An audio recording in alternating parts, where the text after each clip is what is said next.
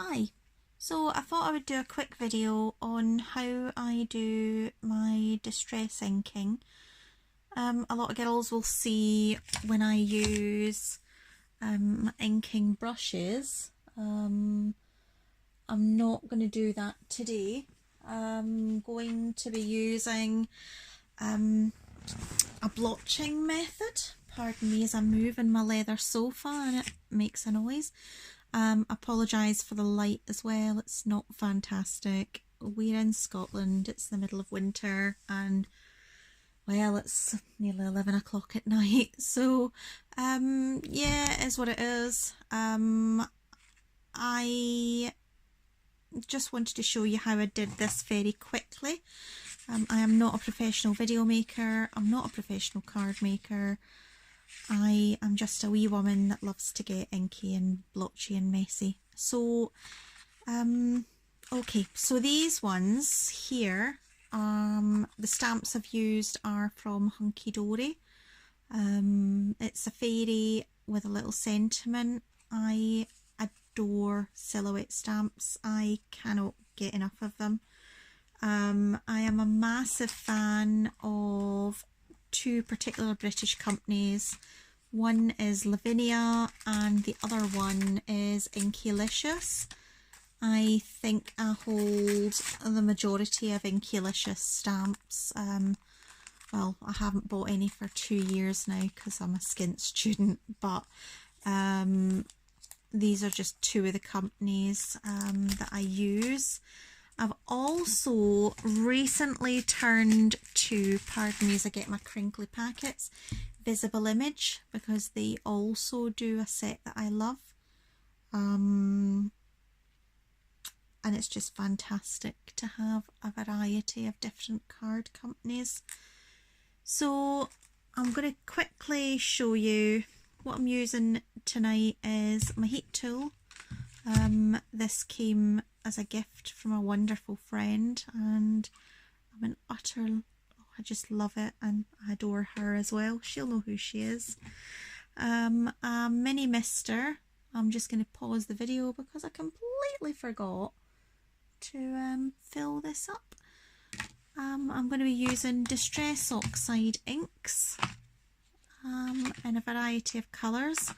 When I did the not these ones, when I did these three, I used Twisted Citron, Fossilised Amber, a bit of Spiced Marmalade and some Broken China. And those were the distress inks of choice. My trusty VersaFine Onyx Black ink pad is my go-to ink pad. I don't mess about. That's the one I love. I always go back if somebody else has a different one that they want to send me to see if I can move allegiance or knock yourself out. But this is the one I've always gone back to. And my Misty that I got when I passed an exam, which was dead exciting. And I always go back to that because when I'm doing silhouette stamping, I like my image to be solid. I don't like it to be blotchy. I like to be able to go back to where I started. So give me a moment just to sort everything out and we're going to make some kind of faux rusty types of inked backgrounds. So bear with me and I shall be back. Okay, so we're back in the room. I'm hoping to goodness that this is recording. Okay, so I'm just going to move these ATCs out the road. Now, an ATC, I don't know if you're new to crafting, old to crafting, you're moving over from, oh, I don't know, maybe knitting to paper crafting. But ATCs are fantastic. They're just little cards and you make a series of images and you swap them with friends. So an ATC generally is about 3.5 inches tall by 2.5 inches wide. I have started seeing ATC coins which are round, about 2.5 inches in diameter. I love them, but these are what I had to hand, so this is what we're using. So let me just clear a wee space. Oh, and I do have eczema, so that's what you're seeing in the video, just in case you're thinking I've been beat up or or I've had an argument with somebody. I'm literally just in a patch of eczema time at the moment. So what we're going to do is I'm going to just blotch down some walnut stain. I'm going to do this in stages because when I originally did this video I made an awful mess. Okay, so we go for quite a bit of water. These ATCs are made by Paper Mania, so these are not inexpensive. I would say they're probably about 180 GSM. I wouldn't say ATCs need to be any more. They're smooth card. These are not watercolor card. They're not probably designed for this, but I have not had any issues with them. No pilling of the paper, no ribbling. It's all worked well. So all I'm going to do is chuck my card down in the ink. I'm not going to worry too much about it. I don't need the whole card to be coloured and covered. This is just my initial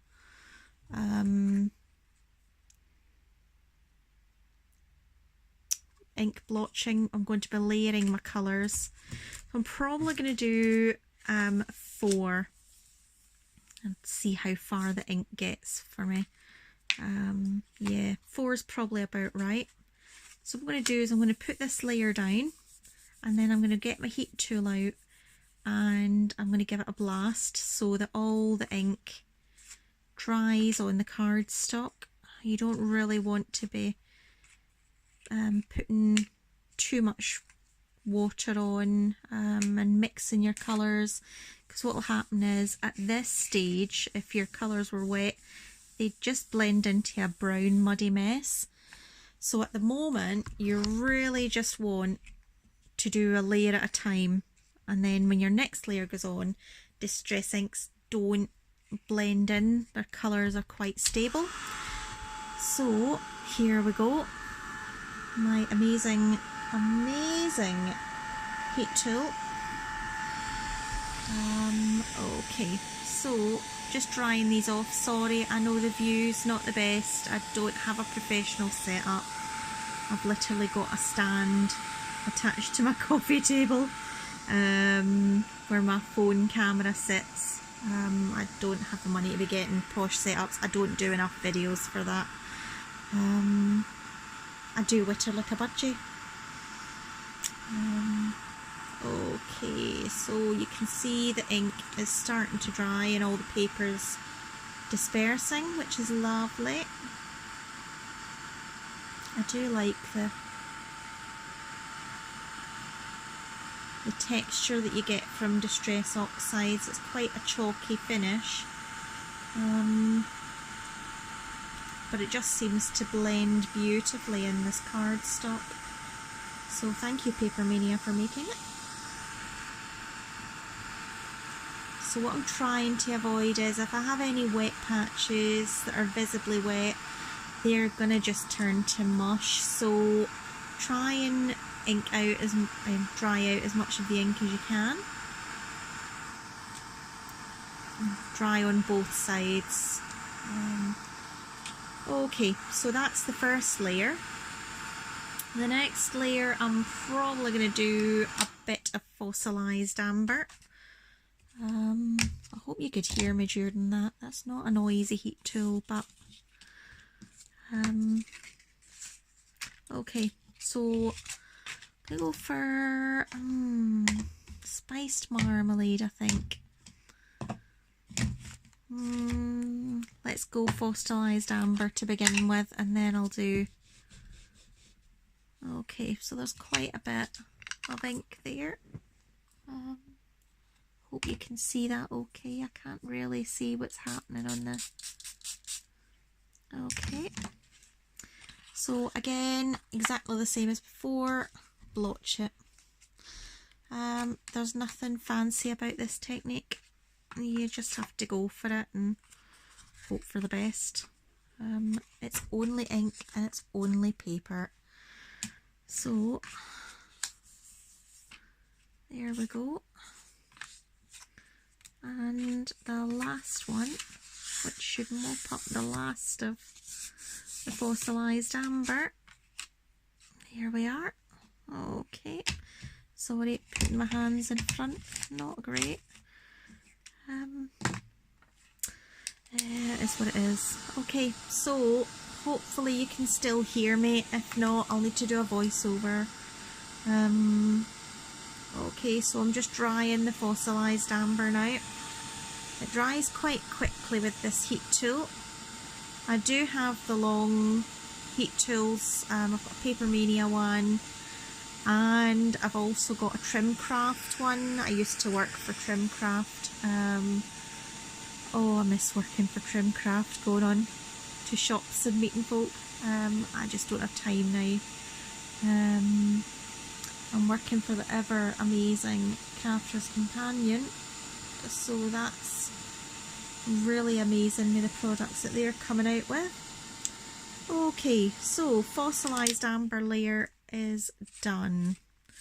Next up, we're going to go with broken china, or let's go cracked pistachio. Okay, so one cracked pistachio. Where is Mini Mister? So I'm just trying to do a kind of rusty look, and rust has a lot of yellows, browns, oranges, and some blue patches through it with a patina. Again, I'm not too fussed about this being perfect. I'm just blotching. There's no technique to this, so you can't possibly screw it up. I'm going to pick up some more oxide for a second, just so I can do the last of the ATC. And then I think I will move on to spiced marmalade.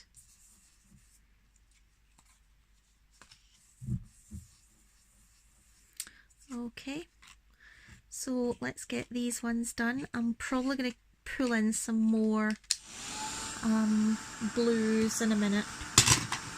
Don't have all the Distress Oxide colours. I've only got the first set and the third. I really want more, but Skint Student and the realities of life is that I've got to feed my child. That's a bit depressing. Can't feed him on spaghetti and toast forever. He's got to have actual food. Okay. So I'm going to go in with a paintbrush later on and change where some of these blues are hitting. Maybe go for a brighter blue. Okay, so spiced marmalade. I want an orange in here. So I've got a bit of, let's just do a wee bit of tidying up. Not much, I'm not too fussed. Okay, and I want quite a bit of orange, so I'm pressed down quite hard. Okay, so again, a good old blotch. Don't spend too long thinking about it. Paper in, blotch it off. Okay, just blot up those colours. Let the paper do the work, let the ink do the work. Gosh, I don't normally think this much. Okay, let me just capture that blotch there. Alright, so these look, I don't know if you'll agree with me, quite rusty. I'm quite happy with the amount of colours that are merged in here.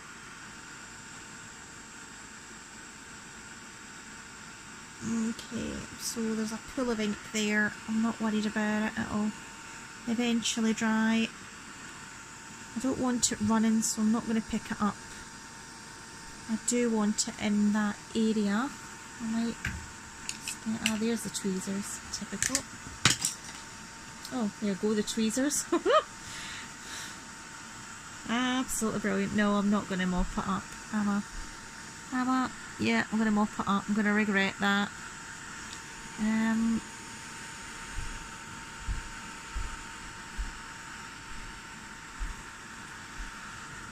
Oh, there's the tweezers.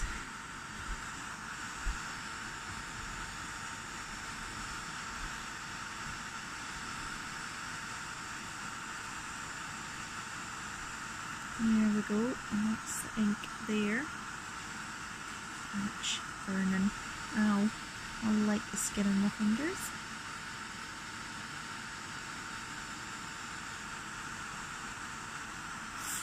Ooh. So you're just making sure that everything's dry.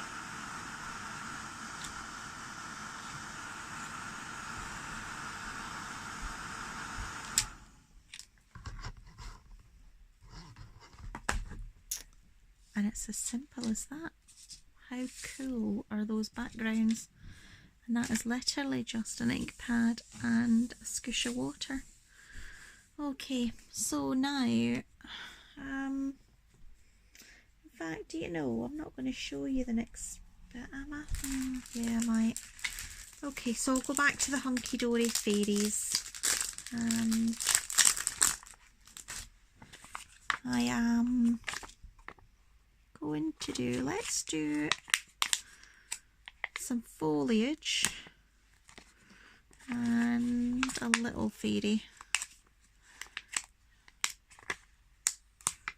Okay, some foliage, a little fairy, and the misty. So let me take out all of the other bits. I've got in quite a few stamps. I am terrible at tidying up after myself. My 2019 word is supposed to be organisation. I'm not doing too well so far. Let me just tidy these up. Okay, so I've got my gorgeous rusted backgrounds. I'm going to just put that in and hold it down with a magnet. Don't worry too much. All I want to do is my fairy. I'm going to do the foliage with a normal ink block, but my fairy, I like to make sure that he is not a blotchy fairy. So what are male fairies called? They're not fairies. What are they? Question of the night. I'm not going to sleep. Probably not going to study because I'm too busy thinking about a male fairy. Oh, he's stamped nice, but his legs have got a little tiny blotch, and I am very fussy. So, okay. Oh, he's lovely, isn't he? What is a male fairy called? Jeez, Karen, you have the weirdest thought processes at this time of night. Okay, so somewhere I had, but I've got a messy work desk. Somewhere I had, cat, get out of my road. Come on, cat, out of the way. I've got the most annoying cat in the world on my desk.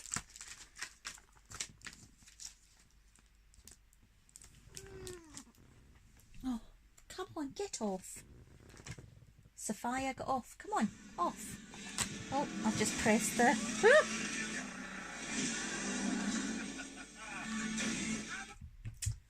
Darn adverts. Okay, I can't find what I was looking for. That is annoying. Very annoying. Ah, there we go. I found it. Ink block. I'm rubbish. I know, I'm rubbish. And this is why I could never do anything on live, because, well, let's face it, I'm the least organised person in the world. Okay, so what I'm going to do is I'm just going to ink up and I'm going to place down and press and lift. Lift up. I'm going to angle it. And I'm going to go for there because we want to create a nice background.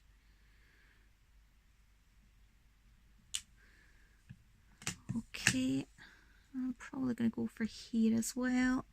I don't really plan out.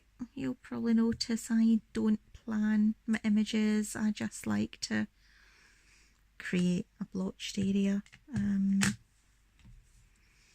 So we're going for a wee fairy glen here, and he's being surrounded.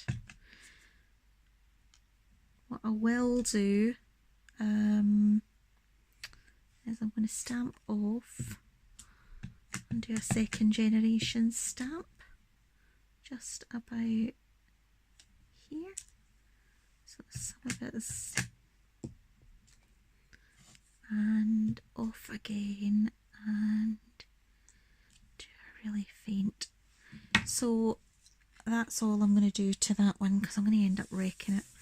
I'll put some glitter on later on, but I thought you'd just like to see how I do my ink backgrounds, and thank you very much.